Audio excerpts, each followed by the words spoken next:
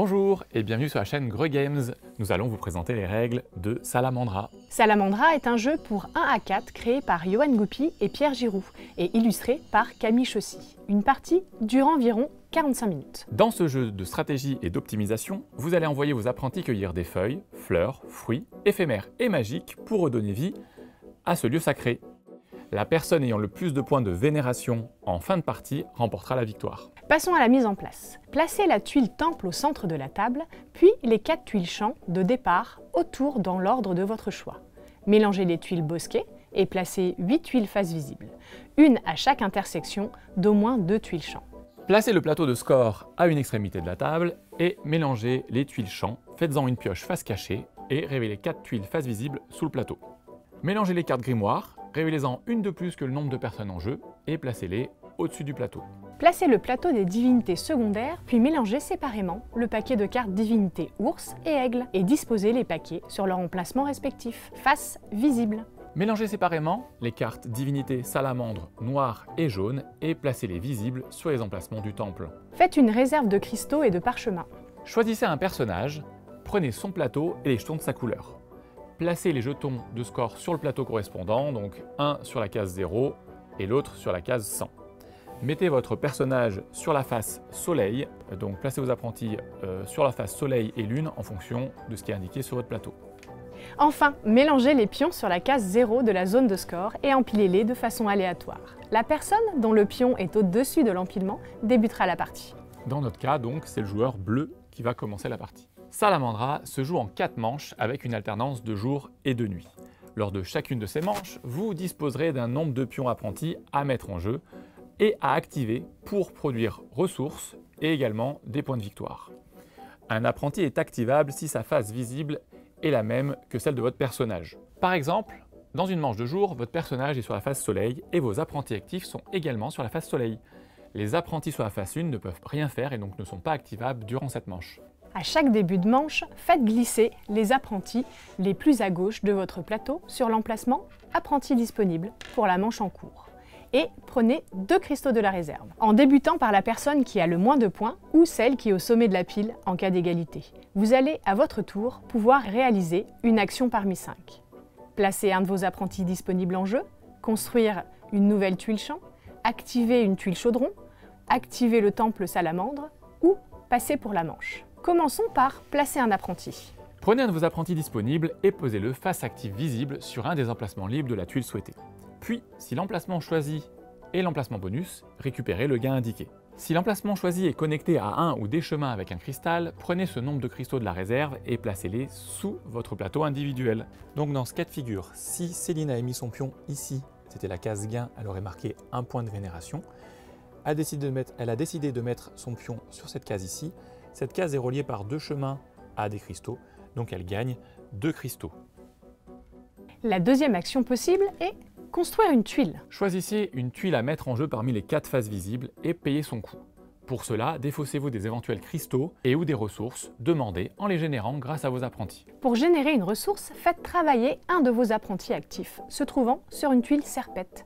De cette façon, vous pouvez générer des ressources éphémères ou des cristaux.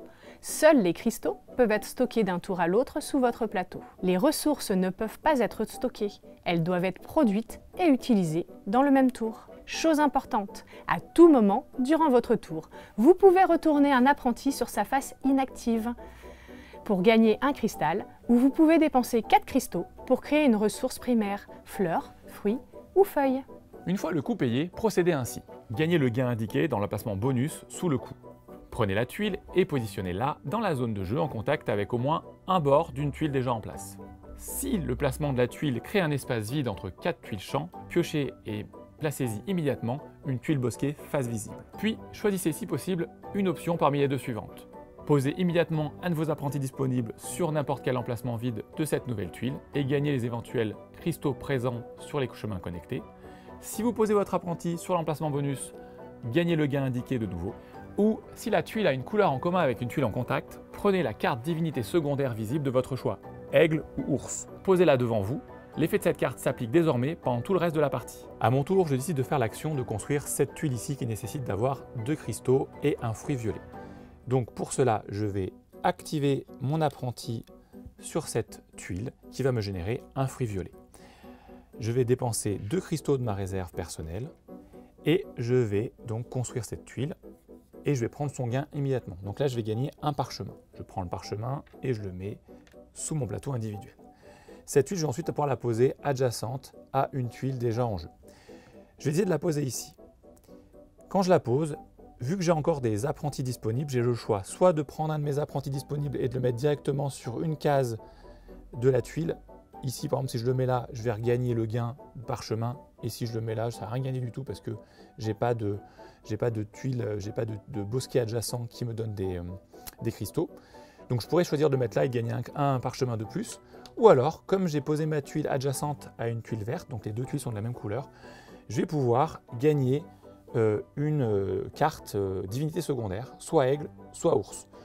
Dans le cas présent, je vais essayer de gagner une carte divinité secondaire. Donc je vais prendre par exemple la carte ours que je vais mettre à côté de mon plateau. Et à partir de ce moment-là, j'aurai l'activation, j'aurai cette carte ours tout le temps disponible qui me fera un pouvoir en plus qui dit que dès que je pose un apprenti sur une tuile champ violette, je vais gagner un point de vénération en plus. Et j'ai également 3 points de croyance pour la fin de partie, nous y reviendrons plus tard. Une autre action possible, activer une tuile chaudron. Faites travailler un de vos apprentis actifs présents sur une tuile chaudron. Acquittez-vous du coût demandé, puis récupérez les gains indiqués. Donc, pour générer les ressources demandées, vous allez faire travailler vos apprentis actifs se trouvant sur une ou plusieurs tuiles serpettes. Dans cet exemple, je veux activer cette tuile chaudron qui nécessite 2 cristaux et un fruit violet. Donc, nous sommes dans une phase de jour, dans une manche de jour. Donc mes 2 personnages, mes 2 apprentis sont activables. Je vais activer cet apprenti pour créer un fruit violet qui est là, présent avec nous pour l'instant, jusqu'à la fin du tour. Je vais dépenser 2 cristaux et je vais activer cet apprenti-là. Donc j'ai bien dépensé mes 2 cristaux et le fruit violet que j'avais créé juste avant avec mon autre apprenti. Et donc j'active cette tuile chaudron qui me permet de marquer 3 points par tuile champ violette où j'ai au moins un apprenti. Donc j'ai 2 tuiles violettes où j'ai un apprenti, je marque donc 6 points de victoire, donc 6 points de vénération. La 4e action est l'action du temple. Pour cela, choisissez d'activer la salamandre jaune ou noire, puis retournez un de vos apprentis actifs présents sur une tuile champ et suivez les indications.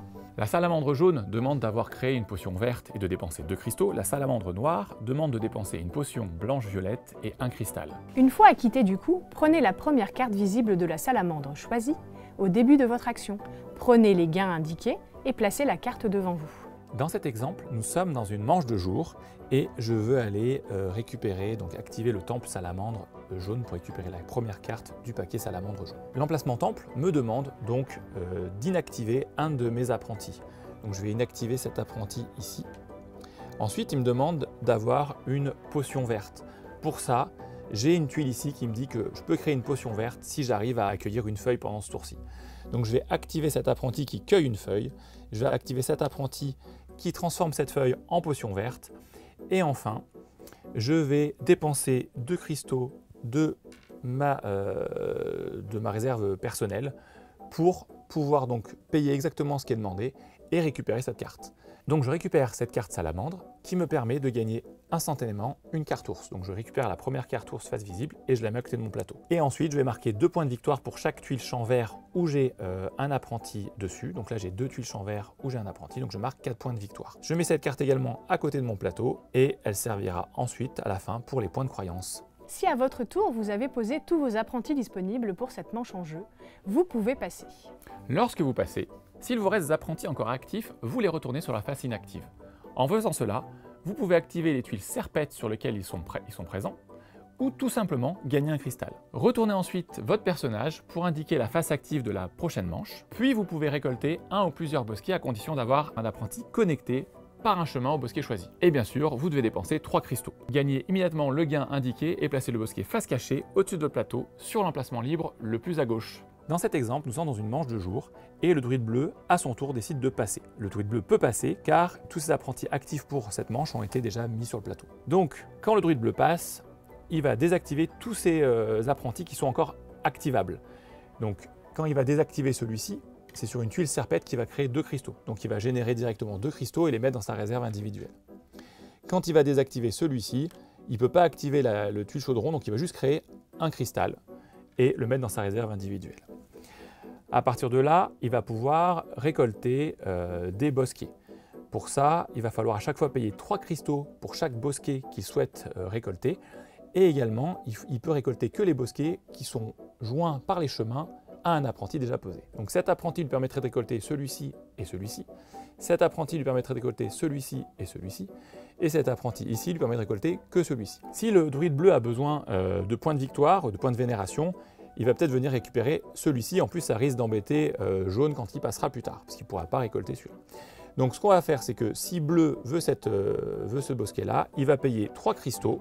On va se servir à ce moment-là de la petite ventouse qu'on a mis dans la boîte qui permet justement de récupérer les tuiles bosquet facilement. Hein. Donc les tuiles bosquet sont un peu plus épaisses, donc ça vous permet de les récupérer quand même. Mais si vous avez besoin, vous les clippez avec la petite ventouse et vous les relevez. Et ensuite, une fois que donc, le bosquet a été acheté, vous récupérez les gains, donc là 4 points de victoire. Et enfin, vous mettez le bosquet face cachée au-dessus de votre plateau. Et donc, vous allez pouvoir récupérer plusieurs bosquets ainsi. Vous marquez également 4 points s'il s'agit du deuxième bosquet collecté, 3 points pour le quatrième et 2 points pour le sixième. Quand toutes les personnes en jeu ont passé, remplissez les espaces vides entre 4 tuiles champ par une tuile bosquet prise de la réserve. Déplacez vos apprentis les plus à gauche sur votre plateau dans la zone d'apprentis disponible pour la prochaine manche et prenez 2 cristaux de la réserve. Passez à la manche suivante ou au décompte final si c'était la 4e manche. Petit point sur les parchemins. Certaines tuiles ou actions vous feront gagner des parchemins. Placez-les sous votre plateau dans les encoches correspondantes. Quand vous gagnez votre 4e parchemin, défausez-les et choisissez un de vos apprentis présents sur une tuile champ en jeu et placez-le sur un emplacement d'une carte grimoire. Les cartes grimoire ont 2 emplacements. Le supérieur rapporte plus de points que l'inférieur. Vous n'avez le droit d'avoir qu'un seul pion de couleur sur chaque carte grimoire. Les cartes grimoire rapportent des points en fin de partie. Par exemple, ici avec les cartes grimoire que nous avons, vous marquez 5 points par champ blanc où vous avez au moins un apprenti en fin de partie. Cette parenthèse terminée, passons au décompte des points qui a lieu à la fin de la 4e manche. Marquez les points correspondant à votre présence sur les cartes grimoire. Chaque parchemin en votre possession vous rapporte également un point. Puis décomptez la croyance. Pour chaque divinité, ours, aigle et salamandre, annoncez le nombre de symboles possédés et gagnez les points correspondant à votre position. Par exemple, pour la salamandre, la personne ayant le plus de symboles gagne 12 points. Le deuxième, 6 points. Les autres ne gagnent rien. Et la personne avec le plus de points de vénération remporte la partie. En cas d'égalité, les personnes concernées se partagent la victoire. Merci de nous avoir suivis pour cette vidéo règles. Retrouvez les règles du jeu solo dans la boîte de jeu. N'hésitez pas à poser vos éventuelles questions sous la vidéo. On se retrouve pour la partie avec les auteurs. À très vite.